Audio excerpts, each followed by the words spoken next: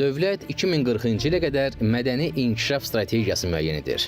Milli mənəvi dəyərlər, sağlam nəsil, mədəni təhlükəsizlik. Amma bir sual var. Bu strategiyanı kağız üzərində yazmaq asandır. Bəs onu gündəlik olaraq kim formalaşdırır? Televiziya, media, efir. Media azaddır. Media biznesdir. Amma media eyni zamanda təsvir vasitəsidir. Əgər dövlətin qida təhlükəsizliyinə nəzarət varsa ki, xalq fiziki zəhərlənməsin, bəs mənəvi və psixoloji mühitə kim cavabdehdir? Reyting strategiyadan üstün ola bilərmi? Bugün Ramal Hüseynovla başqa söhbətdə ittiham yox, balans axtaracağıq. Salam, hörmətli tamaşaçım, xoş gördük hər birinizi. Başqa söhbətə baxırsınız. Bugün söhbətimizi başqa eləyən dəyərli qonaqlarımız var.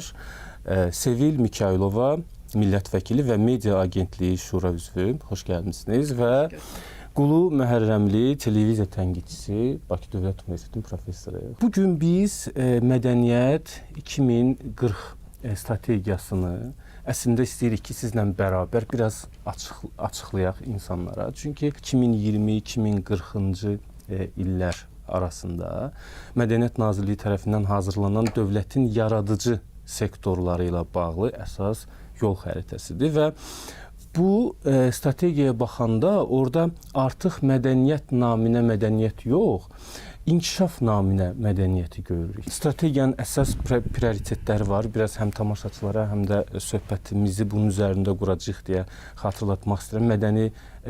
Mədəniyyətin iqtisadi çəkisi, sonra mədəni irsin rəqəmsal reallığı, regionların mədəni canlanması, insan mərkəzlilik və burada medianın üzərinə düşən müəyyən vəzifələr var və strategiyada media bir tərəfdaş kimi, strateji tərəfdaş kimi göstərilir. Bu strategiya var, media var, efir var və sosial media var, rəqəmsal media. Biz bu 2020-ci ildən artıq 2026-dır, bu 6 il keçib. Mediada biz bu strategiyanın ruhunu necə görürük? Qulu müəllim, siz... Milli Məclisdən çox yaxşı görünür bu prosesdə. Görünür, baxaq. Ümumilikdə, əgər biz medianın inkişafına baxsaq, xüsusilə rəqəmsallaşmanın həyatımıza daxil olduqdan sonra bu tamamilə fərqli bir transformasiya oldu media sahəsində.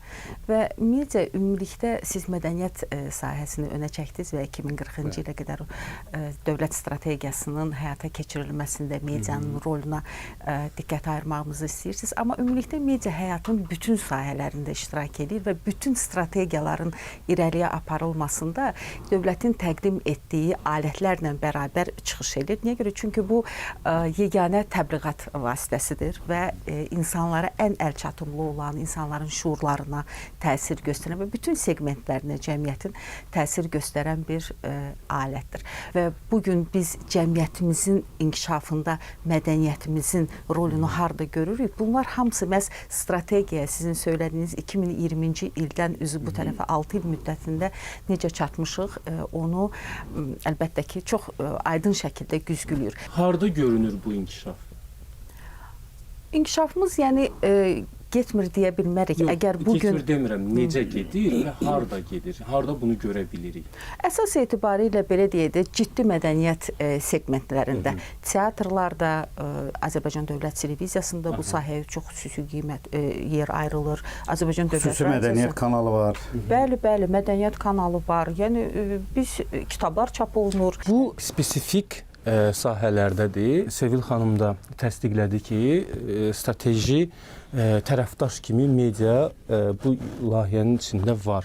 Bəs ikisi də eyni tərəfə baxırmı? Bizim inkişaf elədiyimiz mədəniyyəti mediada görə bilirsinizmi? Əslində biz iki məsələdən danışırıq da, mədəniyyət və bir də onu təbliğ eləyən, onun dəyərlərini ifadə eləyən media. Əslində bəşər tarixini iki yerə bölürlər. Birinci mərhələ insanların mədəniyyət yaratması, ki, insanlar mədəniyyəti formalaşdırır. İkinci və ən mühüm cəhət mədəniyyətin insanları yaratması. Məsələn, belə bir məşhur misal var ki, İngilislər mədəniyyət yaratmayıb, mədəniyyət İngilisləri yaradıb. Bu prosesdə əlbəttə ki, çox önəmli rolu kütləvi media vasitələri. Mədəniyyəti nə yaradır bəs? Mədəniyyətin yaranışı əlbəttə ki, bəşəriyyətin bu keçdiyi mərhələdə topladığı dəyərlər, təcrübə, Bəs yanaşma. qanunlar mədəniyyət formalaşdırmır. Qanunlar xeyr, qanunlar yalnız məhdudiyyətlər çizir, sərhədlər qoyur. Bu olmaz məsələlərini eləyir. Media sahəsində də elədir, xüsusən vizual mediada. Keçən verilişimizdə də bu təsadüf oldu, üst-üstə düşdü. Deyir, mədəniyyət qanun yaratmır, qanunlar mədəniyyət yaradır. Burada qanun anlayışına biraz məcazi yanaşmaq lazımdır. Məsəl üçün elə şey var ki, onu qanunla müəyyənləşdirmək olmur. Məsələn, həqiqəti söyləmək mədəniyyət hadisəsidir, etik hadisəsidir, yoxsa qanun məsələsidir. Bəs yaxşı insanların öhdəsinə buraxmaq olar mı? İnsanların öhdəsinə buraxmaq olmur. Bəs bu dəyərlər, qaydalar, həm də qanun ondan ibarətdir ki, sərhədləri müəyyən eləsin. Elə şey var ki, onu qanun müəyyənləşdirir. Məsələn, vicdanlı olmaq, bu qanundur, yoxsa etik məsələdir, insani məsələdir, vicdan məsələsidir. Ona görə məsələn həqiqəti demək o qədər mürəkkəb anlayışdır ki, sən bunu istərseniz yazsan ki, həqiqətidir, çünki hərənin öz həqiqəti var. Qanun konkret olaraq məhdudiyyətlər qoyur, müəyyən mənada dəyərlərin formalaşmasına qanun kömək eləyir, birbaşa yox. Bəli, təbii. Bir formada. Məsələn, bu olmaz qanunla. Yəni şuuraltı orada da müəyyən məhdudiyyətlər var. Etikada onu Qurlar, mədəniyyət hadisədir. Siz çox doğru buyurursunuz. Mədəniyyət hadisədir. O qanunlardan əvvəl yaranıb, o insanla birlikdə yaranıbdır. Yəni o eyibdir, olmaz, bunu deməzlər və bu dəyərlər köklüyüb, onu elə bil cilalayıb, gətirib bu günlərimizə çatdırıb. Yəni biri şeir yazanda Amma bu dəyərlər elə belə formalaşmayıb da Sevil xanım. Biz deyirik hər yanın öz dəyəri var, amma şəxsi dəyərlərdən əlavə ictimai dəyərlər də var. Xalqın dəyərləri deyək. Dəyərlər ümumiyyətlə ictimaidir. Yəni amma belə qayda, baxış, yanaşma o fərdi ola bilər. Dəyərdən çox insanların prinsipi ola bilər də. Yəni ki bunun o prinsipinə ziddir. Məsələn, yalan danışmır, onu elə belə fərdilikdən çıxır, dəyər fərdilikdən çıxır, ümum toplum, ümum cəmiyyət elementinə çevrilir və ona görə biz o dəyərlərə doğru gedirik. Bir şey olanda onu əsas kimi götürürük. İnsanlara dəyər formalaşdırma, çünki heç kim dediyimiz kimi öz-özünə formalaşmır. Onu bir təsir formalaşdırır. Bir təsir vasitəsi də media deyirik biz. Media azaddır. Biz istər qanunlarla, istər yanaşma ilə mediaya çox azad yanaşırıq. Amma bu səfər media necə xalqın dəyərlərinə fayda verə bilirmi və işləyə bilirmi?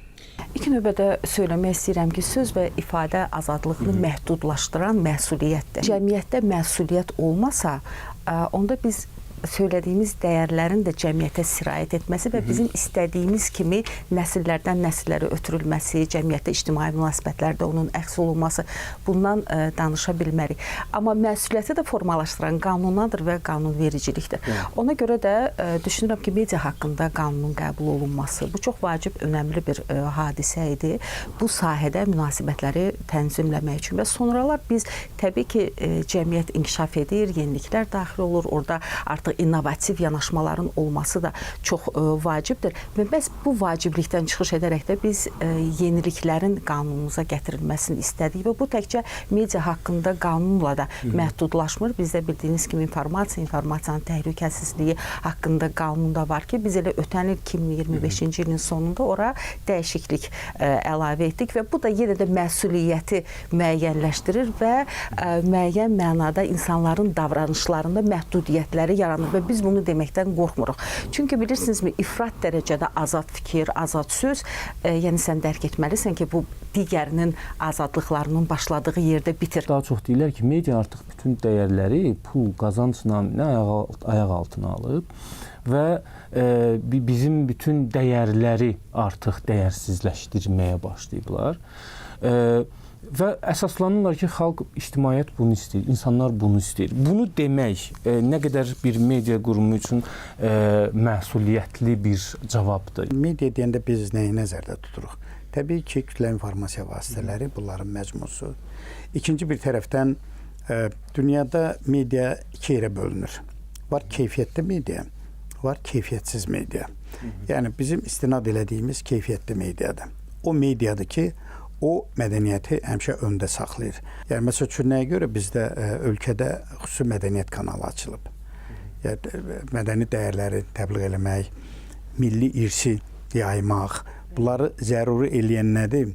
İnsanların ehtiyacıdır. Biz xəbərlə niyə maraqlanırıq? Çünki xəbər bizi dünyaya yönəldir, dünyadan bizi xəbərdar eləyir və o xəbər bizim ruhumuzun məkanını ruhumuzun ehtiyacını ödəyir. Bu cür media olanda biz ona deyirik keyfiyyətli media. Bir də var ki, show biznesdən gələn, onun qəbul olunmayan belə deyək, qaydalarının ekrana sızması, saytlarda və s. Nəyə görə bu etiraz hardan gəlir? Yəni əgər biz hesab eləsək ki, media bax o dediyiniz negativləri yayır, artıq özü də ona çevrilir, bu biraz yanlış olar, şişirtmə olar. Amma çoxluq mahiyyət etibarı ilə bax o şounun, əyləncənin üzərindədir. Bu da biraz insan psixologiyası ilə bağlıdır. Mən düşünürəm ki, bir jurnalist kimi Mədəniyyət 2040 strategiyası var və bu Mədəniyyət 2040 strategiyasını əsasən nə yayır, nə formalaşdırır, hansı vasitə ilə bu mediadır. Və biz yaxşıyıq, başqaları pisdir ritorikasından tam kənar, ümumi bizə baxaq deyə burada söhbət eləyirik və siz dediniz toy, show, niyə biz sizcə hər mədəniyyət hadisəsinə, mədəni məsələyə toy, show, əyləncə nöqteyi nəzərindən baxırıq və biz hələ də yaradıcılığı səs-küylə bərabər tuturuq. Hər şey bir səs-küy gətirməlidir, hər şey partlatmalıdır. Yəni yanaşmamız bizim hardan belə formalaşıb? Düzgün baxış bucağımızın olmamağından media industriyadır. Biz ona biznes kimi baxa bilmirik. Bu çox təəssüf. Biz həm də biznesdir. Medianın biznes qanadı da var da bu belə. Yəni orada işte bu bilirsiniz necə ki fabrikalar var, onlar nəsə istehsal edir, zavodlar var. Amma televiziyaların bir tutula bilərmi?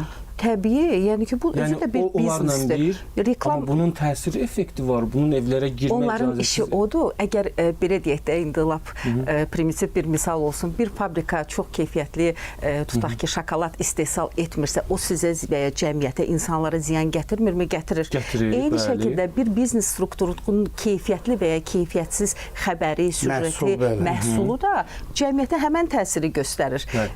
Amma digərinin nəzarət mexanizmi var. Misal üçün Akta gedib cərimələyir, bağlayır oranı, amma digərində isə hansı ki ruha, mədəniyyətə vurduğu zərərdə heç bir cəza ya da nəticə görmür insanlar. O daha çox insanlar. Mən o düşüncədə deyirəm ki, cəmiyyətdə tamamilə mədəni dəyərlər ölüb, yaxud onlar yoxdur. Bəli, müəyyən mənada xələl gətirən Qulu müəllim də qeyd etdi və razılaşmamaq qeyri-mümkündür ki, həqiqətən də xoşa gəlməyən, dəyərlərimizə zidd olan, ümumilikdə yəni dəyərlərimizə zidd olmağından da bir yana cəmiyyətdə etiraz yaradan bu çox vacib bir məsələdir ki, hələ də cəmiyyət demək mədəni dəyərlərin keşiyində dayanıbdır və cəmiyyət üçün onun mədəni dəyərlərini təhlükə hesab etdiyi, bax bu cür sızıntılar var. O ki qaldı onu iqtisadi amilə çevirmək məsələsi. Burada bilirsinizmi, kifayət qədər köklü yanaşma olmalıdır. Biz əvvəla ona söylədiyim kimi industriya kimi baxmalıyıq. Bu bir nəfərin, 2 nəfərin, 10 nəfərin verdiyi qərar yox. Bunun üçün institutlar işləyir və ümumilikdə bazarı dəyərləndirməlidirlər, cəmiyyətdə gedən prosesləri dəyərləndirməlidirlər. Məsələn, 20 il bundan əvvəl kitab oxumaq, bəlkə də məlumat almaq, mədəni dəyərləri əks etmək üçün çox yaxşı bir vasitə idi. Amma indiki gənclər oxumur. Amma biz söyləyə bilərikmi onlar mədəni dəyərlərdən uzaqlaşıb? Xeyr, sadəcə olaraq onların informasiyanı alma üsulları dəyişibdir. Onlar artıq digər kanallardan alır. Belə olan halda biz o informasiyanı ötürən kanalları, mən televiziya kanallarını demirəm, ötürən kanalların keyfiyyəti üzərində dayanmalıyıq. İki mədəniyyət var. Bunun biri klassik mədəniyyətdir. Sevil xanım dediyi, başa düşdüyümüz ümumi klassik milli mədəniyyət. İkinci mədəniyyət kommersiya televiziyalarının yaratdığı mədəniyyətdir. Dırnaq arasında bizim üçün, cəmiyyət üçün təhlükə yaradan, dəyərlər üçün təhlükə yaradan həmin mədəniyyətdir. Davosda bu Çex yazıcısı Václav Havelin məşhur sözü var. Deyir, bugün dünyada çox böyük problemlər var. Speed, narkomaniya, ekologiya və s. və ilə. Amma deyir, bunların hamısından daha təhlükəli olan bir qorxu, təhlükə var. O da kommersiya televiziyalarının yaratdığı mədəniyyətdir. Niyə? Çünki kommersiya televiziyalarında əsasən məqsədə görə daha çox biznes kimi baxılır və onda da mədəniyyət tapdalanır. O zaman kommersiya televiziyaları, tutaq ki, banklar, supermarketlər kimi və digər şirkətlər kimi sırf kommersiya subyektidir? Xeyr. Televiziya qarşısında iki məqsəd qoyulur. Məsəl üçün biz model olaraq götürsək Böyük Britaniyanı, orada tutaq ki, BBC kimi kral taxtacı qədər müqəddəs sayırlar. Yəni BBC-yə çox ehtiramla yanaşırlar. Orada televiziya fəaliyyətə başlayanda ona da ictimai vəzifələr qoyulur. Bunun birincisi maarifləndirmədir, ikinci mədəniyyətin sərhədlərini dəqiq müəyyənləşdirməkdir. Bu, yəni cəmiyyətdən gələn sosial sifarişdir və deyək, yanaşma da bax o cürdür. Əgər yanaşma tam olaraq kommersiya qurumu kimi yanaşmırsa, çünki yanaşsaydı, bu səfər biz gərək səsimizi çıxartmayardıq. Amma o insanların gözləntisi televiziyadan başqa kommersiya qurumu kimi olmadığı üçün o zaman istəyir televiziyadan. Sizcə cəmiyyətdə baş verən bu qədər hay-küy bu sosial sifariş deyil? Biznes strukturu kimi medianın belə deyim, gəlir əldə etmək hüququnu məhdudlaşdıra bilmərik. O ayrı şeydir ki, gəlir əldə etmək üçün dəyərləri zədələmək olmaz. Söhbət ondan gedir. Və biz onu deyirik ki, yəni gəlir əldə etməyinə normal baxmalıyıq, amma baxır o gəliri necə əldə edir. Məsələn, bir film çəkə bilər, mən sizi əmin eləyirəm və mən bunu tam məsuliyyətimlə deyirəm ki, milyonların məhəbbətini və rəğbətini qazana bilər. Hansı bir tarixi film ola bilər? Niyə də yox? Babək filmi. Baxırıq bu günə qədər, baxırıq. Gənclər baxır. Arşın Malana baxırıq bu günə qədər. Hətta onun yeni rəngli versiyasını yaratdılar. Hamımız bir, belə deyək, dəli mədəniyyət acılığı ilə o filmə baxdıq. Demək bu lazımlıdır. Amma sadəcə olaraq bugün biraz əziyyət çəkməliyik. Biraz əziyyət çəkib baxmalıyıq ki, həm də mədəniyyətimizi zədələməyək, həm də insanların mənəvi, belə deyək, qidasını onu təmin edir. Mənə də o maraqlıdır ki, həmin bu nəzarət deyirsiniz, kim tərəfindən olmalıdır? Xalq, yoxsa dövlət? Qanunlarımız yerindədir. Təbii ki, belə deyək, etik normaların qorunması, ümumilikdə mən bayaqlarda söylədim ki, söz və ifadə azadlığını məhdudlaşdıran yeganə məqam məsuliyyətdir. Məsuliyyət isə qanunvericiliklə müəyyənləşir. Qeyri-etik ifadələrin işlənməsi, mən misal olaraq söyləmək istəyirəm ki, məsələn, bu son qanunverici fərqi yoxdur. Bütün informasiya resurslarında biz onları fərqləndirmirik. İndi əvvəllər sosial media var idi, o biraz fərqli baxılırdı qanunvericilik sırf çərçivəsində, amma informasiya ehtiyatlarında bu cür qanundan kənar ifadələrə yol vermiş şəxslərlə bağlı artıq Cinayət Məcəlləsində və İnzibati Xətalar Məcəlləsində məsuliyyət müəyyənləşir. Bu başqa indiki tənqidlər var. Bu hardan qaynaqlanır? Yəni bunu kim sosial sifarişdirmi, cəmiyyət mi bunu istəyir, yoxsa yuxarılar mı istəyir, yoxsa ümumi maraqlar üst-üstə düşür, bundan söhbət gedir. Mən belə başa düşürəm ki, əgər Milli Məclisdə televiziya verilişlərinin, bax o kommersiya layihələrinin dəyərləri tapdalaması tənqid olunursa, bu çox ciddi hadisədir. Bu, cəmiyyətə verilən ictimai mesajdır. Biz kütlə ilə işimiz yoxdur. İndi birinin xoşuna bu cür mahnı gəlir, bundan iş. Amma ümumiyyətlə hər şeyin arxasında bir maraq dayanır. Dediyimiz 2040-cı ilə qədər bu strategiyanın məqsədi nədir? Ümumi mədəni dəyərlərin təbliğidir. Ümumi mədəniyyətin inkişafıdır. Ümumiyyətlə, mədəniyyətin zirvəsi mənim anlayışıma görə musiqidir. Məsələn, hərdən adam məyus olur da bu qədər ekranlarda cılız, bayağı, musiqilər gedir falan. Amma mən məsələn bu işğaldan azad olunandan sonra Şuşada 1-ci Xarı Bülbül festivalı keçirilirdi. Cıdır düzündə təsəvvür edin, Azərbaycan musiqisinin, Azərbaycan mədəniyyətinin belə bir çağlayan havası var idi. Yəni burada xalq musiqisi, kamera musiqisi, simfonik musiqi, orkestrlər. Baxırsan ki, bu xalq bu dəyərləri, bu mədəniyyəti yaradıb və onun üzərində gedir, yaşadır. Özdə harda? Mədəniyyətin beşiği Şuşada. Yəni bu da var, amma alt qatda bax o dediyimiz toy müğənniləri, şou adamları, savadsız, səviyyəsiz, mütaliəsi olmayan insanlar ki, onların ən başlıca məqsədi burada oxuyub populyarlıq qazanmaq, gedib toyda pul yığmaqdır. Mədəniyyətin üst qatının amacı bir başqadır. Alt qatda tamam başqa proseslər gedir. Və Qulu müəllim, biz əslində mən onun tərəfdarıyam ki, cəmiyyətdə bərabər şəraitlər yaratmaq lazımdır. Yəni kimisə sıradan çıxartmaq, bu toy müğənnisidir demək və onu belə deyək də kənarlaşdırmaq proseslərdən yox. Mən sizə qəti etiraz edirəm. Niyə? Ona görə ki, toy müğənnisini oxuya bilməyəni nə televiziya buraxmaq lazımdır, nə də toy aparmaq fərdi işdir. O onu apara bilər. Amma yox, əgər istedadlıdırsa, televiziya onu yaxına qoymursa və o gedib toylarda populyarlıq qazanırsa, bax o adamlara şərait yaratmaq lazım. Əvvəllər də var idi. Dedimi, bağışlayın. Yox, əvvəllər də var idi. Yəni toya gedən bizim xalq artistləri olublar ki, onlar toylara da gediblər. Məsələn, Əlibaba Məmmədov o toylarda vaxtı ilə çox belə deyək ki, uğurlu bir sənətkar olub, xalq artisti, amma söhbət keyfiyyətli və keyfiyyətsiz musiqidən gedir. Bu fərqli məqamlardır. Amma sadəcə olaraq industriyanı belə bölmək, yəni bu insan toya gedirsə onu efirə çağırmamaq. Bu düzgün yanaşma deyil. Sadəcə olaraq biz keyfiyyətin arxasıncan qaçmalıyıq və musiqimizi bu səmtdə yorulmalıyıq. Bəli, Sevil xanım, siz dediniz ki, əvvəl də toy var idi, amma əvvəl televiziyada müzakirə olunan mövzular fərqli idi. İndi müzakirə olunan mövzular fərqlidir. Əvvəl səs prioritet götürülürdüsə, indi bədən üzvləri əsas prioritet götürülür və hər bir kəs səsi ilə yox, bədəni ilə bir-birinə yarışır. Məsələ buradadır və Mədəniyyət 2040 Çox incə dedin, mən onu biraz izah tələb olunur. Mədəniyyət 2040 strategiyasını bizim mediada, daha doğrusu görmək üçün, orada əks olunsun, nə etmək lazımdır? Yenə də bu fərdlərə bağlı olan məsələdir. Yəni strategiya irəliyə sürülüb, onun şərtləri var, mahiyyəti ortalıqdadır. Amma onu həyata keçirən və onun keyfiyyətinin üçün məsuliyyət daşıyan jurnalistlərdir, media işçilərdir. Onu necə ortaya qoyacaqlar? İctimaiyyətə onu necə sevdirəcəklər? Dövlət öz hədəflərinə çatacaqmayan, orada da bir məmnunluğu olmalıdır. Bunu görən media işçiləridir və biz ona görə də media işçilərinə səslənmək istəyirik ki, onlar məsuliyyətlər hiss etsinlər. Bunu biz tapmalıyıq, bizə səsləndirmək. Yox, Sevil xanım sözündə həqiqət var. Amma biz bir şeyi bilməliyik ki, mədəniyyət heç bir halda bazar münasibətlərinin predmeti deyil. Mədəniyyət kommersiya tabe ola bilməz. O istər harda olursa olsun, məsələn, əlbəttə medianın üzərinə çox böyük vəzifə düşür ki, mədəniyyəti işıqlandırında belə mədəniyyət üzrə ixtisaslaşmış bizim yaxşı jurnalistlər var, olmalıdır və bunların sayı daha çox olmalıdır. Ümumiyyətlə, ixtisaslaşmış media, peşəkar media çox önəmlidir və keyfiyyətli media olmalıdır. Media bir çox hallarda azad media olmalıdır. Onun seçimi, onun müəyyən elədiyi parametrlər doğru, dəqiq olur.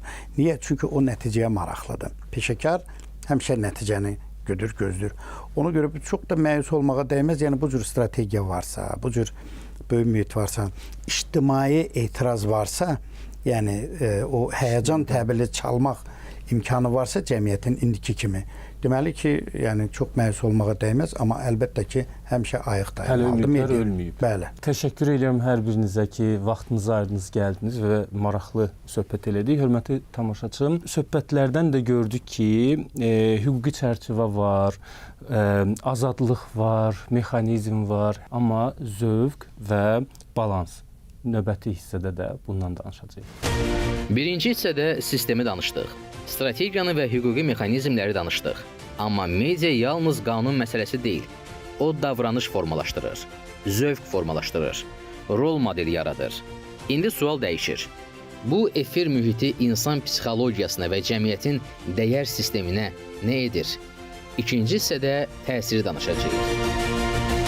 Bizə yeni qoşulan tamaşaçıları salamlayıram və ikinci hissəyə başlayırıq. Burada Təranə Mahmudova Bakı Dövlət Universiteti Beynəlxalq Jurnalistika və İnformasiya Siyasəti Kafedrasının dosenti. Xoş gəlmisiniz. Və Qismət Rüstəmov yazıcı, siz də xoş gəlmisiniz. Sizdən öncə Qulu müəllim və Sevil xanım onların fikirlərini öyrəndik. Münasibət bildirmək istəyirsiniz birinci hissədə. Sizcə hansı məsələlər deyilməli idi, üstündə durulmalı idi? Çox maraqlı bir diskussiya getdi, müzakirə getdi. Təbii ki, çünki mədəniyyət elə bir sahədir ki, o əsrlərin məhsuludur. Yəni nəsildən nəsilə ötürülən bir, əsrlər boyu yaradılmış bir nəsnədir, bildiyiniz kimi, və çox zəngin bir mirasdır. Və mənə elə gəlir ki, Sevil xanım təbii olaraq məşğul olduğu sahədən çıxış elədi daha çox. Qulu müəllim isə daha çox ənənəvi media tərəfindən müzakirələrə qoşuldu. Amma mənə elə gəldi ki, nəsə biraz medianın elə bil biraz tərəfini saxladılar, biraz tərəfkeşlik olundu. Elə hiss eləmədiniz? O da təbii mənə elə gəlir, təbii reaksiyadır. Amma əlbəttə də burada söhbətimizin yəqin ki, əsas məğzi o konvensional, ənənəvi media ilə, o indiki media kitablarının adını Aldous Huxley'nin Cəsur Yeni Dünya romanının adı ilə Cəsur Yeni Media qoyurlar, bəzi kitablarda belə ifadə olunur. Bu cəsur yeni mediaya hazırlıqlı cəmiyyətlərdə başqa nəticələr verə bilir. Biraz mədəni immuniteti bərkiməmiş, mədəniyyətinin əzələsi hələ bərkiməmiş belə deyək, mədəniyyətlərdə onun yan təsirləri əks təsirləri ola bilər. Hazırlıqlı deyəndə nəyi nəzərdə tutursunuz? Hazırlıqlı deyəndə mən daha intellektual bazası, fəlsəfi sosioloji terminologiyası oturmuş, onunla bağlı araşdırmaları, kitabları həm öz müəlliflərdən, həm də tərcümə vasitəsilə artıq rəflərdə yerini tutmuş mədəniyyətləri nəzərdə tuturam ki, o məsələn bizdə mənə elə gəlir ki, axsadığımız yerdir. Bizim bədii ədəbiyyat, incəsənət sahəsində çox uzun əsrlərə dayanan belə deyək mədəniyyətimiz var. Amma gəlin kitabxanalarımıza, kitab rəflərimizə baxsaq görərik ki, burada elmi, fəlsəfi, sosioloji kitabların tərcüməsi sıfıra yaxındır. Bu bizim belə deyək ki, dilimizi də ki, elə bilirəm birazdan o söhbətə də gələcəyik ki, yəni dil ağıllı mətnlərin içərisində möhkəmlənir. Digərində qalır biraz folklor qatında. Bax, bu axsaqlıq mənə elə gəlir ki, bizi biraz çatışmayan tərəfimizdir ki, o immuniteti yaratmalıyıq özümüzdə. Hazırlıqlı cəmiyyətdir. Bir cəmiyyət necə hazırlaşır? Bəlkə bu mədəniyyət 2040 elə bu cəmiyyəti hazırlıqlı eləmək üçündür. Hazırlıqlı deyəndə siz mediamızı nə qədər hazırlıqlı hesab edirsiniz? Böyük ehtimalla elə bu da nəzərdə tutulur. Çünki bir mədəniyyət cəmiyyəti yaradır. Cəmiyyətlər mədəniyyəti yaradır və mədəniyyət özü isə növbəti nəsilləri yaradır. Və bu baxımdan əlbəttə bilirsiniz, ümumiyyətlə həm fərdlərin həyatında, həm də cəmiyyətlərin həyatında prioritetlər müəyyənləşməlidir mütləq. Əgər prioritet yoxdursa, cəmiyyət hara getdiyini bilməyəcək. Cəmiyyət nəyi özünə mayak olaraq seçməyi bilməyəcək. Və bunu mən elə gəlir ki, ilk növbədə bunu müəyyən eləmək lazımdır. Bizim həyatımızda, bizlərin həyatında mədəniyyət prioritetdirmi, deyilmi? Əgər deyilsə, əgər və yaxud zəifdirsə, bu prioritet dərəcəsi zəifdirsə, bunu möhkəmləndirməyə başlamalıyıq. Və burada mənə elə gəlir ki, söhbətin ilk mərhələsində gözdən qaçırılan və yaxud da ki, söhbətin axınınla o qədər ayaqlaşmayan çox vacib bir mövzu var idi, təhsil. Bəli. Hər şey, yəni mən bir dəfə belə bir söz eşitmişəm. Təbii yarım saata biz hər şeyi sığdıra bilmirik. Əlbəttə və bu mənə elə gəlir ki, daha davamlı bir verilişlər silsiləsi olsa bizim qatqımız daha çox olar bu mövzuya. İnsan yaşamında elə bir sahə yoxdur ki, təhsillə bağlılığı olmasın. O qədər doğrudur ki, mən birinci kursda oxuyurdum və bir dəfə çox hörmət elədim hələ də fikirlərinə, düşüncəsinə, tələbələrə qatdığı zəhmətə və dünya görüşünə görə çox hörmət elədiyim bir şəxs dedi ki, ailə qurmaq özü belə elmə bağlıdır və bizə çox gülməli gəlmişdi həmin birinci kurs tələbələri, təsəvvür eləyin. Amma bütün bunlar, sonraki həyat hamısı onu göstərdi ki, hər şey elmə bağlıdır, hər şeyin əsasında. Baxın, adicə, məsəl üçün, mən yolda bəzən olur ki, müəyyən qida daşıyan, o sifarişlə, kuryerlərlə rastlaşıram və kuryerlərə bəzən yol verirəm. Çox təşəkkür eləyib keçirlər və o qədər adama xoş təsir eləyir ki, və baxıb görürsən ki, bu şəxs özü müəyyən şirkətin işçisidir və ona təlim keçirilib. Və o təlimin nəticəsi olaraq o təşəkkür etməyi bilir. Təlim, təhsil və məncə onu başa düşmək lazımdır ki, cəmiyyət həyatında, baxın, dil məsələsi var da, bizə bu söz ərəb dilindən keçib. Ərəb dili sami dillərdəndir və orada bu samit sözünə bağlıdır. Samitlər yazılır və saitlər nəzərdə tutulur.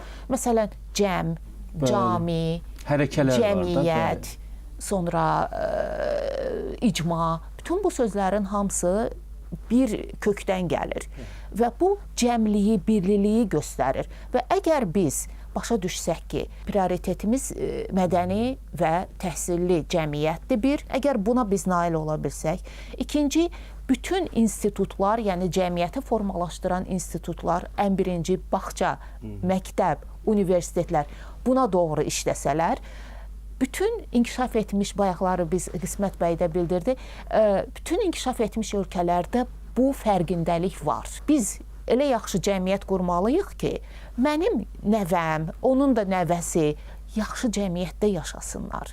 Bəli, amma bu cəmiyyəti formalaşdırmaq lazımdır. Təbii, bu prosesdir. Biz Bu oturub böyük bir gözləyə prosesdir. bilmərik. Əlbəttə, bu uzun bir prosesdir. Bəli, və dediyimiz kimi mədəniyyət 2040 sadəcə media ilə bağlı deyil də, sadəcə biz orada medianın rolu və tərəfdaş kimi rolunu müzakirə edirik, amma Təranə xanımın dediyi mədəni və təhsilli bir cəmiyyəti, sizin dediyiniz hazırlıqlı bir cəmiyyəti formalaşdıran elə bir əsas tərəf də mediadır. Ona görə də biz medianı bura əsas müzakirə obyekti olaraq çıxartmışıq.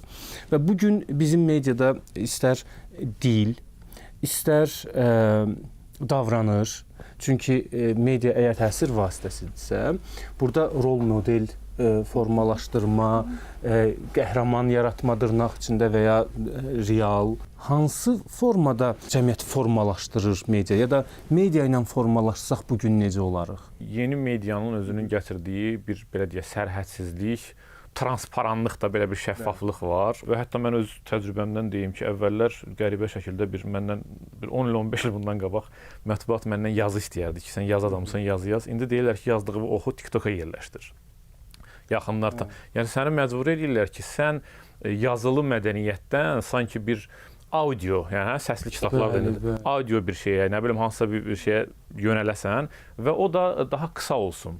Bilirsiniz, bu qısa olmağın gətirdiyi zaman-zaman görürük biz mediada aparıcıların nitqi ilə bağlı problemlər də ortaya çıxır. Dillə bağlı müzakirələr son dövrlər çox aktuallaşır. Nəyə görə? Bu sosial şəbəkələrin gətirdiyi bir qısa yaz təlqini var, qısa yaz. Bir ki, məsələn, sözün bu tayından o taya görünür, tül pərdə kimi, sanki o qatı yoxdur. Qısaldırsan, balacalaşdırırsan. Bu da gətirib ona çıxardır ki, müəllif özünə məxsusluğu, uniklik də, bir zəciklik sıradan çıxır. Olur belə, sanki belə 300-500 sözün ətrafında onun da belə qolunu, budağını sındırıb ifadə edir. Bu sosial media effektidir. Amma məsələ burasında odur ki, elə mətləblər var ki, qısa yazılmağı mümkün deyil. Onun özünə məxsus bir dili var. Mövzu tələb eləyir ki, sən orada bir başqa, belə deyək də, terminologiyadan istifadə eləyəsən. Yəni, hər şeyi gətirib qısaya müncər eləməyin gətirdiyi problemlər var. Sizin də bu barədə yazınız var idi yeri gəlmişkən. Bu 2040 konsepsiyasını biz bir balaca hələ ki, belə onun miqyasını dərk eləmirik. Çünki mən çox diqqətlə bir neçə dəfə oxumuşam o mətni, konsepsiyanı. Və mənə elə gəlir ki, mübaliğəsiz deyirəm, müstəqillik illərindən üzübəri bu dərəcədə əhatəli, strateji, hədəfləri bəlli olan hələ belə bir sərəncam olmayıb. Burada əsas məsələlərdən biri nədir? Biz indiyə qədər daha çox belə bir ikinci əl, daha çox belə hardansa təsirləndiyimiz modelləri həm televiziyaya, həm ədəbiyyata tətbiq eləyirdik də. Yəni burada daha çox daxili idxal var idi. Mədəniyyətin yaxşı nümunələrinin professional təqdimatda, yaxşı tərcümədə, dürüst seçimlə ixracı mexanizmi haqqında söhbət gedirdi, amma biraz belə xaotik gedirdi. Burada artıq konkret strateji hədəf var. Məsələn, Azərbaycan ədəbiyyatının, mədəniyyətinin dünya dillərinə tərcüməsi mexanizminin hazırlanması. Bunun üçün də əsas götürülüb dünyadakı aparıcı tərcümə proqramları. Türkiyədə TEDA, Türkiyə Mədəniyyət Nazirliyinin Kültür Bakanlığının nəzdində neçə illərdir fəaliyyət göstərir və Türkiyə yazıçıları dünyanın aparıcı mükafatlarında uzun siyahılara, qısa siyahılara düşürlər, adları orada hallanır. Norveçdə Norla və yəni buna bənzər bir modellər ki, artıq bu bizdə də yaradılacaq ki, Azərbaycan mədəniyyəti daha professional, daha düzgün seleksiyadan, seçimdən keçmiş şəkildə təqdim olunsun. Bir başqa məsələ kültür modellərindən safçürük edilməsi məsələsidir. Çünki bilirsiniz ki, bizə uyğun gələn ola bilər, uyğun gəlməyən ola bilər də, hərə öz ənənəsindən çıxış edir. Yəni zoraki nəyisə götürüb tətbiq eləmək də alınmır. Burada da deməli Britaniya modeli, Fransa modeli, Skandinav modeli və Koreya modeli üzərində bir müzakirə indi aktuallaşıb. Skandinav bir axını var. Norveç yazıçılarının, Norveç filmlərinin və s. təbə minməsi. Eyni zamanda tərəfdən də bir Koreya, K-pop deyirlər də, var. Və necə oldu? Bax, bunlar hansı modeldən istifadə elədilər ki, öz mədəniyyətlərini birdən-birə çıxartdılar. Yəni əvvəllər sanki dünya mədəniyyətinin aparıcı səhnəsində iştirak eləmirdilər, amma indi birdən oldular. Bu modellərin araşdırılıb, hamısının öz əksini tapdığı bir sərəncamdır bu. Davamlı eyni insanlar bu eynilikdən səthi məzmun, dar çərçivədə dil, sizcə bu maraq təşkil edə bilərmi? Əlbəttə yox.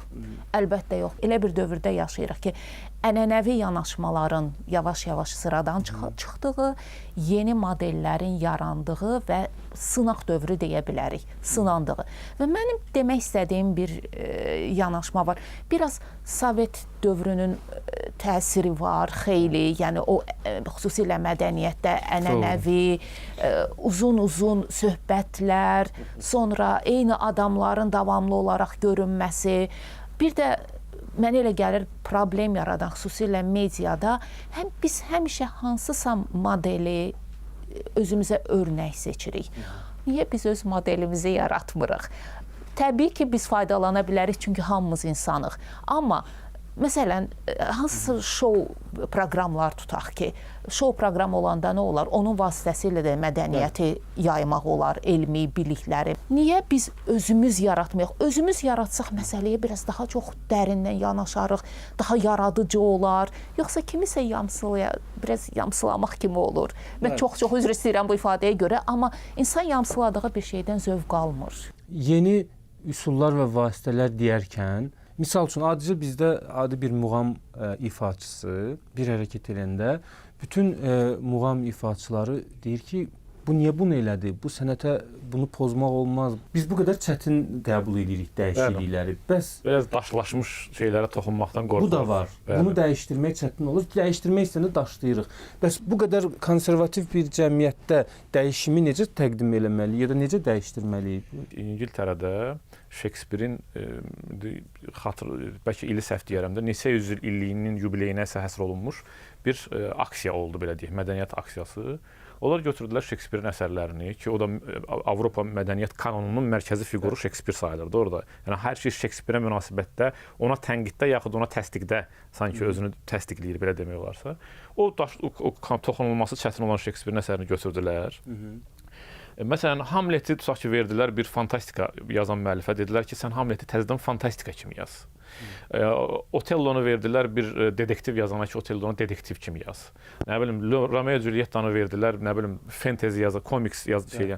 Yəni onu yeni nəsillərə, yeni dilin içərisində, amma ana ideyası qalmaq şərti ilə yenidən dövriyyəyə buraxdılar. Çünki yəni ondan əvvəlki formatı artıq istismar olunub. Burada artıq yeni bir model indiki çağla onun arasındakı inteqrasiyanı tapmaqdır.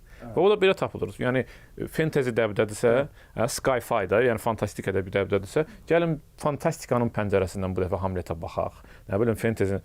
Və bu yaxşı da effekt verdi. Yəni həm Şekspir aktuallaşdı, həm o müəlliflər özlərini ciddi bir ədəbiyyat belə deyək mövzusunda sınadılar, həm də bu məzmun indiki çağın planşetin içində yaşamağa öyrəşmiş uşaqların repertuarına daxil oldu. Elə o düşüncə yeni medianı yaradıb əslində. O düşüncə, yəni daha çevik, dünyada daşlaşmış heç nə yoxdur. Hər şey dəyişə bilər, hər şeyə ən azından münasibət fərqli ola bilər. Məsələn, biz özümüz bilirik ki, dünya artıq postmodernizmin hətta bitdiyini deyir. Dünyanın inkişaf etmiş ölkələrində postmodernizm termini var.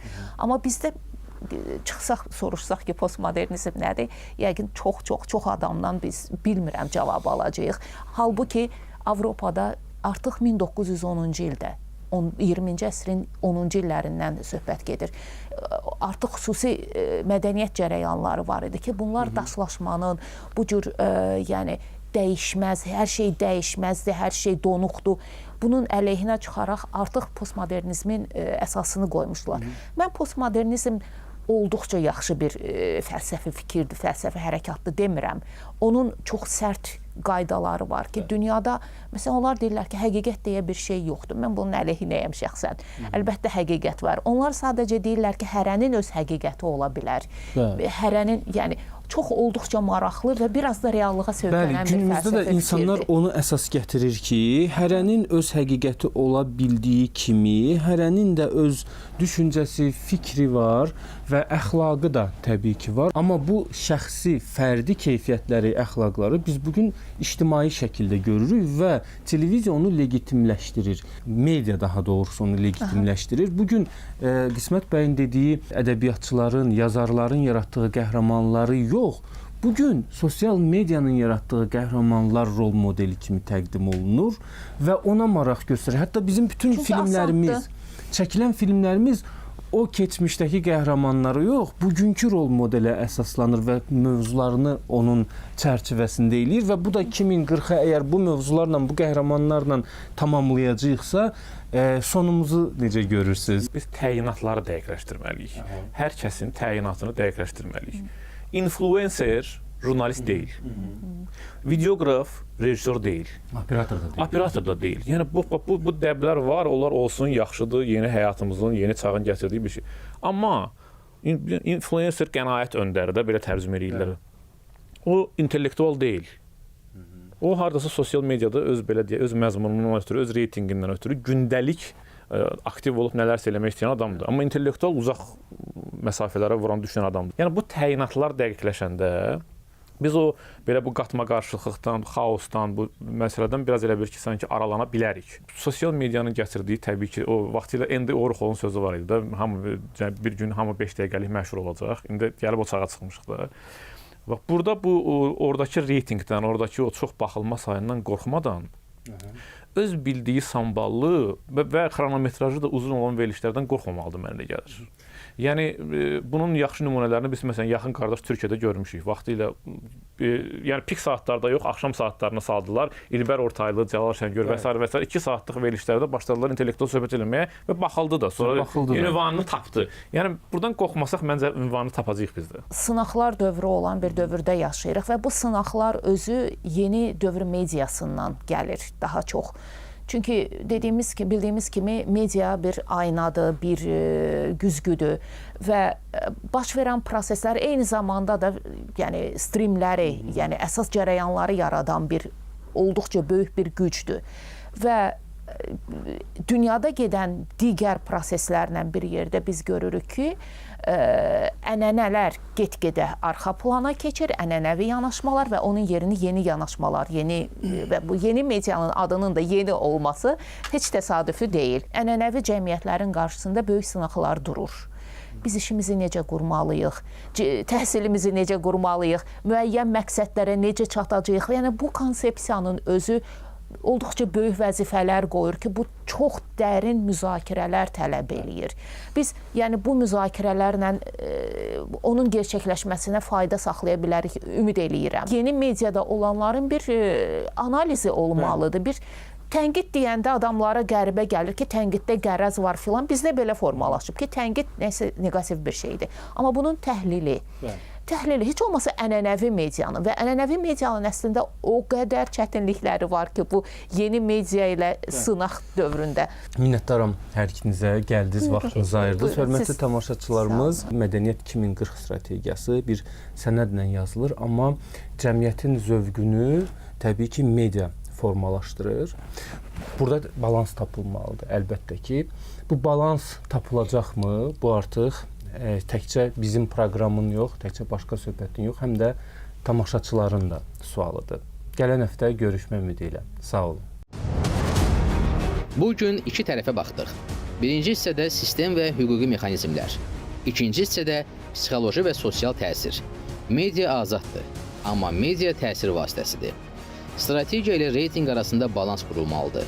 Əks halda 2040-cı il vizyonu kağızda qalacaq. Gələcəyin zövqü isə təsadüfə buraxılacaq. Sual açıq qalır.